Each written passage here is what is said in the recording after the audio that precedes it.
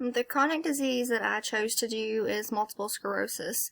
I chose to do multiple sclerosis is because my dad was diagnosed with this about 10 years ago. He just turned 47 last month, and they said that he has had it since he was probably 18, but it didn't show its face until about 10 years ago. So what is multiple sclerosis? Multiple sclerosis is an autoimmune disease. It is directed against the central nervous system, which is going to be your nerve cells, your brain, and your spinal cord. The immune system causes inflammation that damages the myelin, which is a fatty substance that surrounds and insulates your nerve fibers. It also helps conduct signals from your brain to your extremities, and etc. It also affects the nerve fibers themselves and the specialized cells that actually make the myelin. So when the myelin or nerve fibers are damaged or destroyed, messages within the CNS are altered or stopped completely. Damage to areas of the CNS can produce a variety of neurological symptoms that can vary. The damaged areas develop scar tissue, which gives the disease its name, multiple areas of scarring, or multiple sclerosis. Like I said earlier, this causes communication problems between the brain and the rest of your body. And in this picture right here, you can see where the myelin is, and then the damaged myelin and the exposed nerve fiber. So MS can cause permanent damage or deterioration of the nerves. It can cause things up to paralysis, blindness, and even death. The cause of MS is not known, but it is believed to involve genetic susceptibility, abnormalities in the immune system, and environmental factors that are combined to help trigger the disease. So here are some of the symptoms that have been reported with multiple sclerosis, with the most being numbness, tingling, walking and difficulty, muscle spasms, pain. And the more milder symptoms that's experienced, or I wouldn't say milder, but the less experienced symptoms are things such as breathing problems, hearing loss, seizures. So there are 4 different types of MS. There is progressive relapsing MS, or PRMS, and secondary progressive MS, SPMS, primary progressive MS, PPMS, and relapsing remitting MS, or RRMS. So relapsing remitting MS, which is RRMS, is the most common type of MS. 85% of the MS population have this. The disease-modifying therapies actually help with the course of the disease for this type of MS.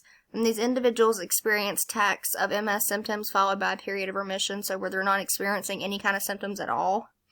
And in this little picture down here, you can kind of see how the disability increases over time, where it'll just escalate and then come back down and plateau, and then just continue on for the rest of their life. So the second one is secondary progressive MS. This is what my dad has.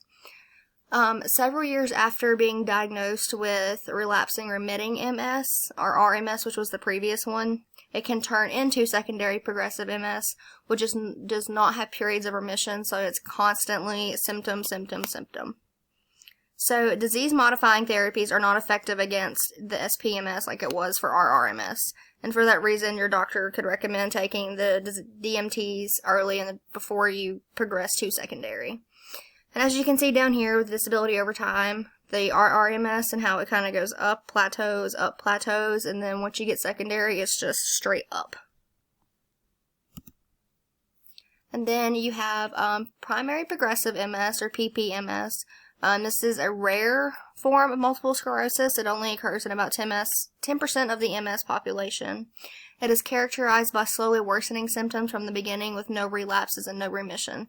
So this is constantly up. There's just symptom, symptom, symptom, and nothing is decreasing. There's no plateauing, nothing. And then the rarest form of MS is going to be progressive relapsing MS, which only 5% of the MS population is diagnosed with this. It is a steady decline since onset of superimposed attacks. So it's a worsening disease state from the beginning with acute relapses, but no remission with or without recovery. So as you, like the other ones, you could see, I'm just going to go back. You can see how it goes up and then it goes back down and then plateaus, up, down, plateaus. With this one, there is no down. It's up and then up and up. And so, looking at possible factors for things that can cause multiple sclerosis, because it is still unknown, genetics could be a possible cause. Genes have played important roles with the human leukocyte antigen, HLA, the class 2 locus exerting the strongest effect on the risk of MS. And more recently, and more powerful genetic studies have implicated, I'm not going to read this very long one, but HLA-DRBI 1501 as the main susceptibility allele in multiple sclerosis.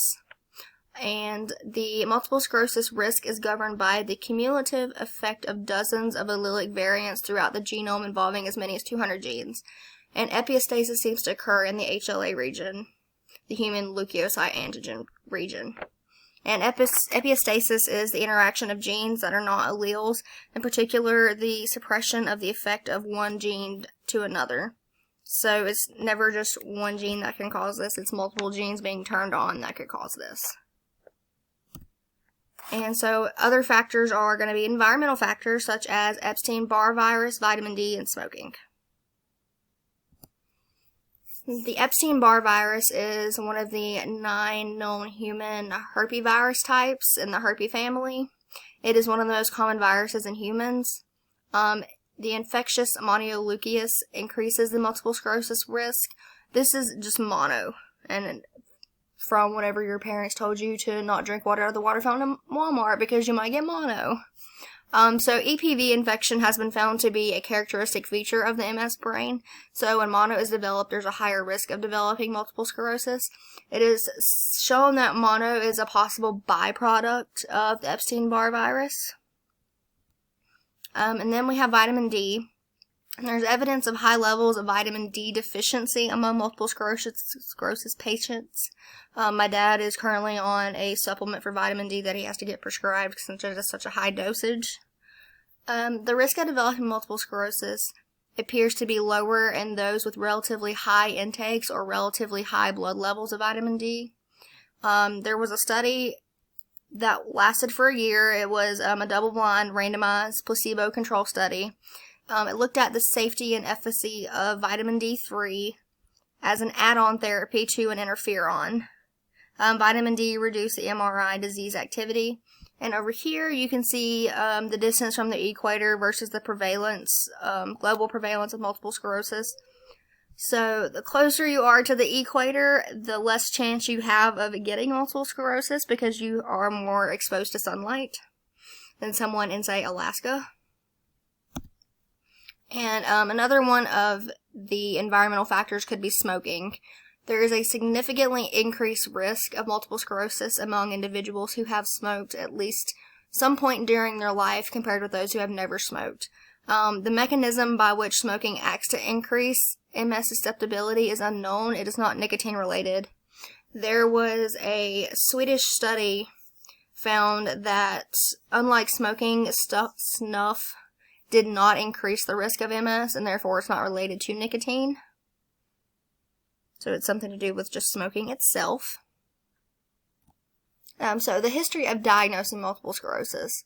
An MRI is used to spot lesions caused by MS, which you can see on this MRI right here. These little white spots are going to be the lesions.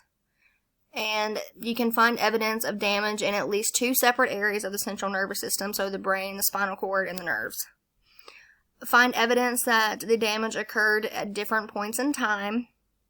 Alternative diagnoses are considered and excluded, and spinal fluid analysis. There is no set test to say if you do or do not have MS.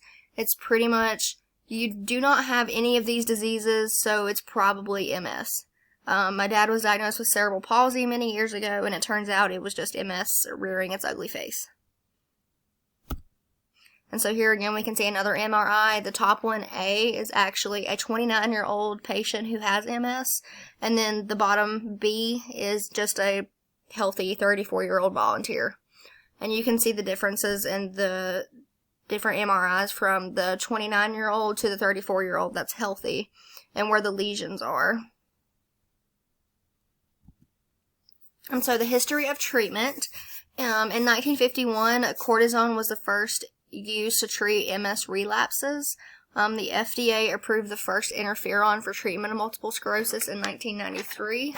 So to go off a little bit on interferons, because I talked about it in previous slides, it's a group of signaling proteins made and released by host cells in the presence of a virus.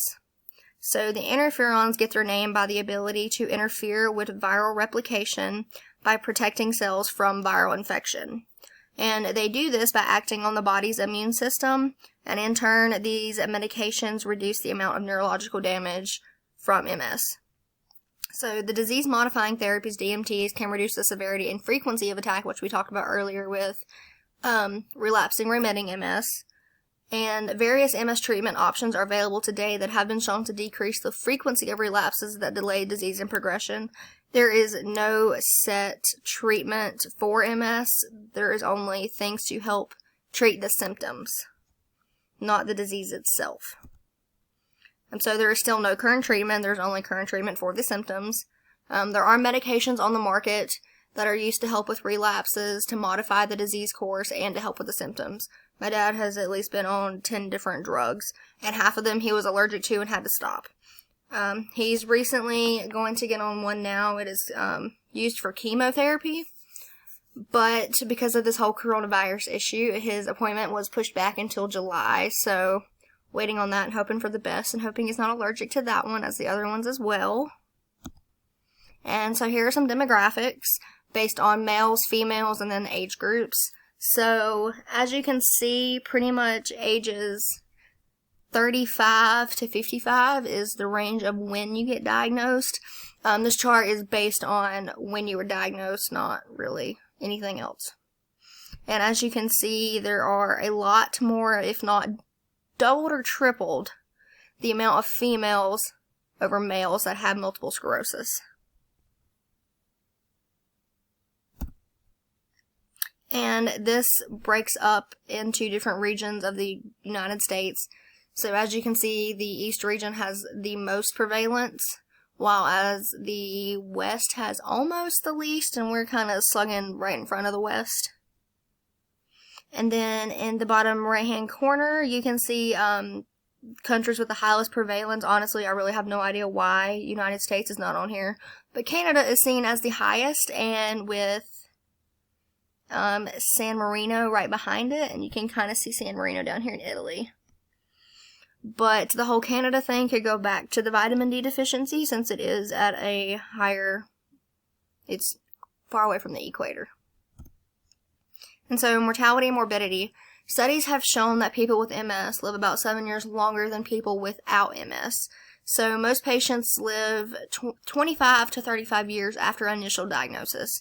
So with 10 years ago, my dad was 37-ish when he was diagnosed, so he still has about 25 to 15 years left, which I'm not gonna, it's probably gonna be longer, but I'm just gonna say that.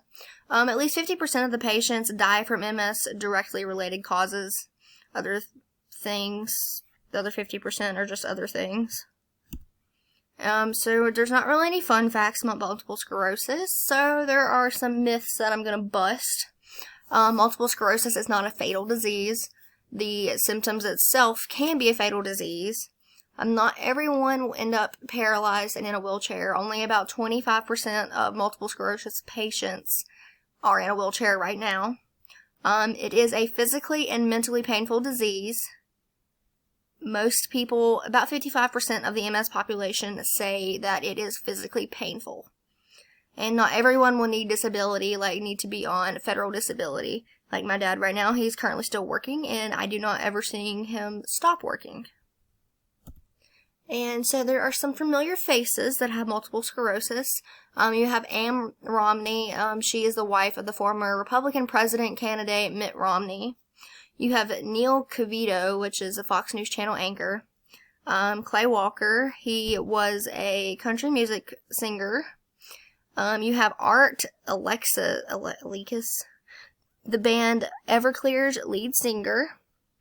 And then you have Noah 40 Shabib, a producer and collaborator with the rapper Drake. And that is all I have. Thank you.